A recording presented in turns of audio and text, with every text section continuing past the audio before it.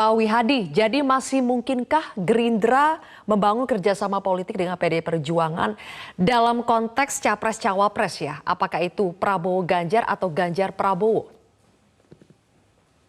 Ya, saya kira dalam dunia perpolitikan itu dan kita melihat kondisi sekarang ini kan masih cair. Artinya eh, kami dengan PKB sudah berkoalisi, ya kan, sudah menentukan calon presidennya juga. Tetapi di satu sisi PDI Perjuangan juga sudah mencalonkan Mas Ganjar dan juga ada koalisi dengan P3 dan Perindo. Tapi dalam hal ini kan masih belum ada resmi pendaftaran. Jadi saya kira kalau kita bicara mengenai masalah memungkinkan, semuanya segala masih memungkinkan. Karena kita melihat bahwa yang namanya politik di Indonesia ini kan bisa tiba-tiba juga menjadi sesuatu hal yang tidak mungkin menjadi mungkin, dan itu kita lihat sering terjadi. Dan kalau kita seperti yang disampaikan oleh Mas Jayadi tadi mengenai masalah survei, ya kita bicara survei, kalau misalnya survei itu digabung kan malah lebih lagi majority gitu kan. Jadi saya kira Joint force ya, kalau digabung malahan lebih kuat ya Prabowo dengan Ganjar. Tapi lebih kan kuat persoalannya gitu kan. ada Jadi yang mau mengalah saya nggak? kira kan Siapa yang akan jadi iya. capresnya? Nah, jadi saya kira hal seperti itu kan kita tidak mengatakan bahwa sudah tidak mungkin atau apa. Karena kan belum pendaftaran, belum resmi juga, kita belum pendaftaran kan, kita ini semuanya masih cair kan. Jadi partai-partai yang lain juga masih banyak yang masih belum menyatakan calon presidennya Baik, atau siapa yang oke, dicalonkan itu. Jadi saya baik. kira masih mengalir lah, ini masih mengalir. Masih mengalir. Pak Wihadi, saya pindah dulu ya ke Mas Jayadi ya. Mas Iya. Jayadi, banyak Iya. pihak yang mengaitkan bahwa terkereknya elektabilitas Prabowo di sejumlah survei ini karena Jokowi's effect. Apakah betul karena Prabowo ini semakin citranya itu menjadi bestinya Pak Jokowi, makanya itu mendongkrak elektabilitas Prabowo? Iya, itu salah satu faktornya ya. Itu sudah kita analisis kenaikan elektabilitas Pak Prabowo itu cenderung makin baik sejak November 2022. Dan setelah kita cek itu memang sejak saat itulah, sejak Oktober tepatnya itu Pak Jokowi memang menunjukkan sinyal kepada publik bahwa, terutama kepada pendukungnya, bahwa Pak Jokowi bukan hanya mendukung Ganjar tapi juga mendukung Pak Prabowo gitu. Lalu kebetulan juga ya bisa disebut ada momentum ya, pada waktu kita gagal menjadi tuan rumah Piala Dunia U20 under 20 itu terjadi penurunan cukup tajam dari elektabilitas Pak Ganjar. Saat yang sama kemudian Pak Prabowo menyalip. Waktu itu angkanya di 30,27 kalau itu. Pak Prabowo itulah pertama kalinya sejak akhir 2021 sampai dengan sejak awal 2022 sampai dengan awal 2023 Pak Prabowo menyalip elektabilitas Pak Ganjar. Nah, sejak Maret 2022 itu elektabilitas Pak Prabowo maupun Pak Ganjar sebetulnya sama-sama naik, sama-sama meningkat. Tapi peningkatan suara Pak Ganjar itu belum rebound sampai ke level 36%, 37% ketika sebelum peristiwa gagalnya Indonesia menjadi tuan rumah Piala Dunia. Baik. Jadi salah satu penyebabnya itu kalau dalam konteks Pak Prabowo adalah endorsement dari Pak Jokowi itu. Nah, mengapa endorsement Pak Jokowi itu makin kuat sampai sekarang? Karena ada satu faktor lagi, endorsement Pak Jokowi itu bisa makin kuat kalau approval rating Pak Jokowi makin meningkat. Nah, kebetulan selama 6 bulan terakhir, terutama 3-4 bulan, 5 bulan terakhir itu tingkat kepuasan masyarakat kepada kinerja Jokowi makin meningkat sampai di angka 80-an%, ya.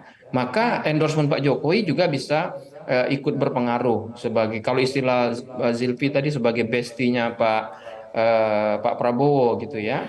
Selain approval rating,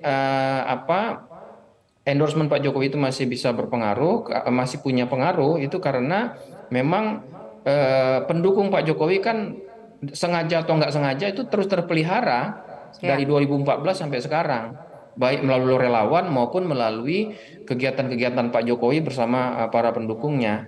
Jadi saya ingin mengatakan bahwa memang salah satu faktornya itu selama Pak Jokowi menunjukkan kedekatan kepada keduanya, kepada Ganjar maupun kepada Pak Prabowo, maka potensi pesan itu ditangkap sebagai endorsement dari Pak Jokowi kepada kedua-duanya di antara pendukung Pak Jokowi, maka itu akan membuat pemilih Jokowi di tahun 2019 lalu itu merasa mereka punya dua alternatif. Kalau nggak Baik. dukung Pak Prabowo ya dukung Ganjar, kira-kira gitu.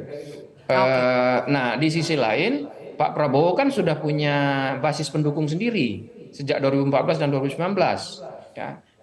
Meskipun basis pendukung Pak Prabowo itu cukup banyak diambil juga oleh Anies, tapi dengan perkembangan approval rating Pak Jokowi yang makin tinggi, maka ceruk pemilih Anies pun menjadi lebih berkurang dan itu kemudian memberi peluang kepada Pak Prabowo untuk meningkatkan elektabilitasnya. Jadi faktor-faktor itu berjalin Ya, berkelindan baik. membantu mendorong Pak Prabowo untuk menyalip tetap berada di posisi nomor satu meskipun keunggulannya sekali lagi belum signifikan ya, tidak signifikan. Oke. Ya, baik. Terima kasih Mas Jayadi atas analisa Anda. Saya tahu Mas Jayadi harus pindah ke tempat lain ya, tapi terima kasih sudah bergabung bersama kami di Prime Time News. Sekarang giliran Terima Pak kasih, Nusirwan izin Pak menanggapi. Nusirwan, Terima kasih. Pak Wihadi. Yes. Oke. Pak Nusirwan tadi menanggapi ya, salah satu faktor yang disebutkan oleh Mas Jayadi, Jokowi's Effect yang akhirnya mengerek elektabilitas Prabowo Subianto dan menekan elektabilitas Ganjar Pranowo. Apakah sudah saatnya PDI Perjuangan mengambil sikap atas endorsement Presiden Jokowi yang semakin kental ke Prabowo Subianto?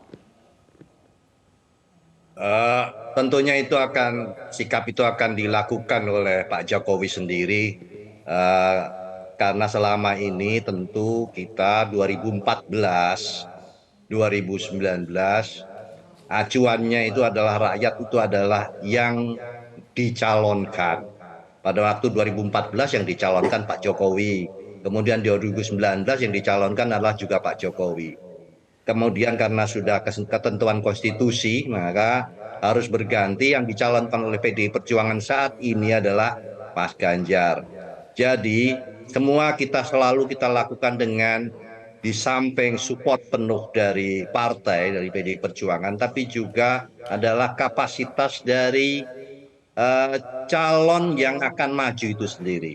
Jadi kalau tadi ada sebutan di endorse begitu ya, di support atau katakanlah ada dukungan yang lain yang mempengaruhi elektabilitas, ya itu nanti kita lihat saja. Kalau pegangannya itu nanti tahu-tahu pada saatnya pegangannya menentukan sikap, nanti ya kita lihat saja dinamikanya ke depan begitu. Sampai kapan Karena Pak? memang Menunggunya itu sampai kapan? Karena kan dari beberapa kali survei elektabilitasnya Prabowo itu sudah unggul dari Ganjar. Jadi mau tunggu sampai kapan untuk mengambil sikap? ya kalau jawabannya menunggu sampai kapan, ya itu internal ya, tidak pada konsumsi publik untuk didesak besok atau kapan. Nah itu bagian daripada strategi komunikasi politik yang nanti dilihat saja, tidak apa-apa.